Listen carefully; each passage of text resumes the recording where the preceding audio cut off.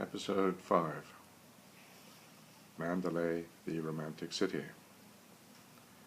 Mandalay is the second largest city in Burma and has a population of 1.5 million. During British colonial times, it was well known through books and writings as a very popular destination and a very romantic destination for travellers and for officials. So here it is. After a 4-hour journey from the railway station, we arrive in Mandalay at the Sedona Hotel, where there is no hot water and the room is full of mosquitoes. They can't do much about hot water, but they do blast the room with mosquito repellent, and it works. A billiard table, a wine shop, and a magnificent swimming pool, but it was rather cold. However, the upside was that the room had a fantastic view down the moat of the Royal Palace towards Mandalay Hill. In the morning, we set off for Mandalay Hill with Yen Yen. In the old days, you walked up to the Mandalay Hill past these two lions, but nowadays you drive to the top and we can look down to where we've come from. And when you get to the top, you go up further on an escalator, which is rather tough when you have bare feet.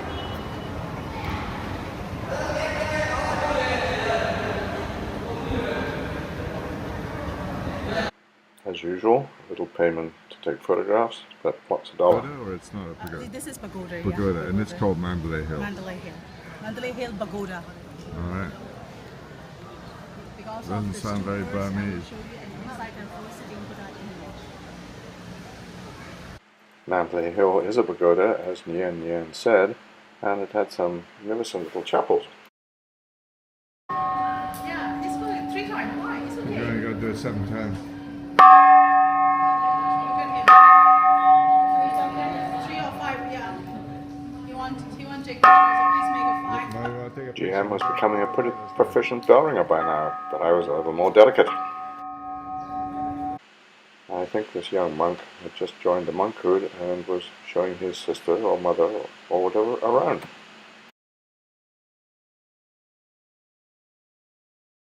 The pagoda on Mandalay Hill was built because 2 snakes were seen or thought to be seen on its summit, and they are very important in Buddhism, and so everybody wanted to touch them.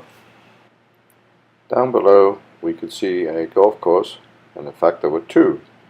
They looked a little dry perhaps, but there were people playing.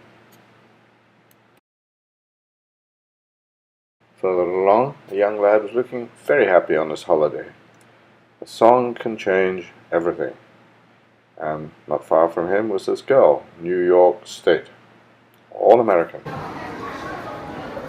Here we have some ladies from minorities with their lovely costumes.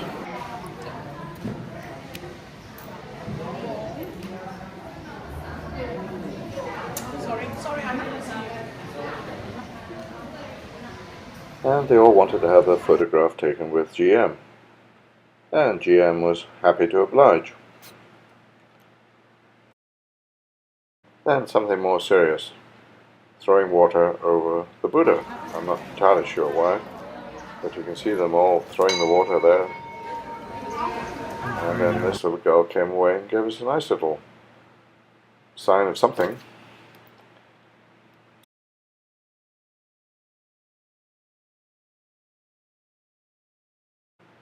And now you can see me lurking in the background there. I'm not doing what you think I'm doing, but I'm trying to throw water as well and take a photograph, which didn't work very well. And next door, this monk was taking photographs of his family. And the adults looked alright, but the children looked distinctly unhappy. Young girls selling garlands of flowers. And of course we had to buy them, and there they are. A monk waiting for the elevator along with us, and here we are in the elevator, going down to the ground level and our elevator girl. Back in the car and onto the Sandamuni pagoda. So 227. More flowers, very pretty this time. And of course we bought them as well. So we had lots of flowers for the room.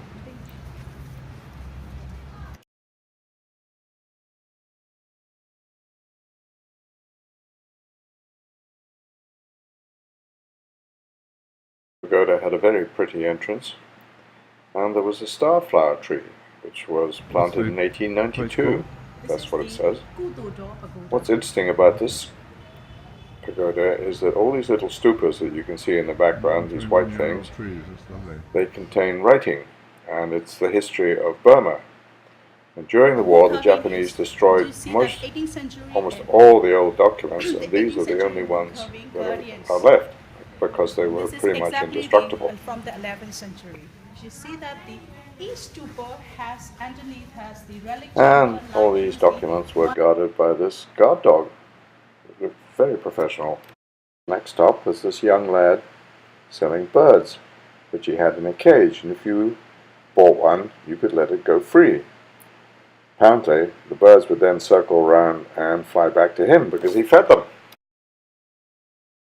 What we were actually visiting was a monastery, which is made entirely of wood, teak wood, and it had some very intricate carvings. He's not allowed to enter, so Buddha was sitting there making sure that that didn't happen. In the corner, it could have been a wig, and then Nien Nien insisted on a final photograph before we set off for the Mandalay Royal Palace. A view from the entrance area to Mandalay Hill, and looking back the other way, the Sedona Hotel. Mandalay Royal Palace was destroyed by the British in the late 1800s, and the king was exiled to India, and the poor fellow was not allowed to return to Burma. So the place has been rebuilt, but the bats are still there, and there are some funny little birds again, one of the escapees. The palace itself is not terribly interesting, as it is just replicas of this, look like some sort of slide, and we didn't spend too long going around it. Last king, King Tibu, never left the grounds of the palace, which covered some 40 acres, until he was exiled. He didn't know what to do. On to the Green Elephant for another delicious lunch. More Myanmar beer. And here are some of the dishes: meat, potatoes, vegetables, and our favorite cauliflower and cheese. We finished quite a long day with a sunset boat ride on the Irrawaddy. Our captain on the private Abercrombie and Kent boat, and we went up the river for about an hour, and there's Mandalay Hill from the river. The boat was quite comfortable, had nice chairs and things to eat and drink.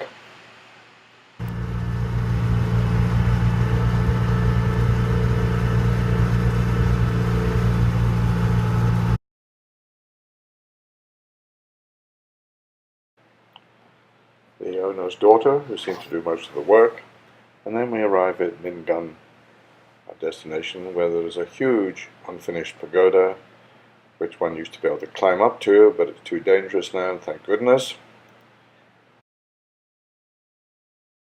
Close by is the Mingun bell, which was cast in 1808 and was the second largest bell in the world at one point. Taxi for the tourists, looked very uncomfortable, and then it's back to the boat for the ride home. Suddenly, it was great excitement. An Irrawaddy dolphin had been spotted, which is unusual in this part of the river. So we spent quite a lot of time circling to see if we could see more of them, and we did. It was very interesting. They're about 8 foot long and are freshwater dolphin.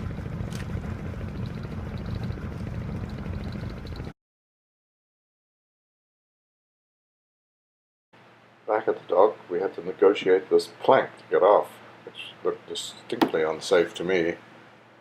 However, made it, and then a picture of the sun going down over the Irrawaddy while we waited for our driver to appear. On our way back to the hotel, just a picture showing all the bicycles that were around in Mandalay. And then early next morning, it was back to that modern airport, Mandalay, the check-in area, and an empty corridor. That's how early it was. The sun was just coming up, and off we are on our way to Bagan.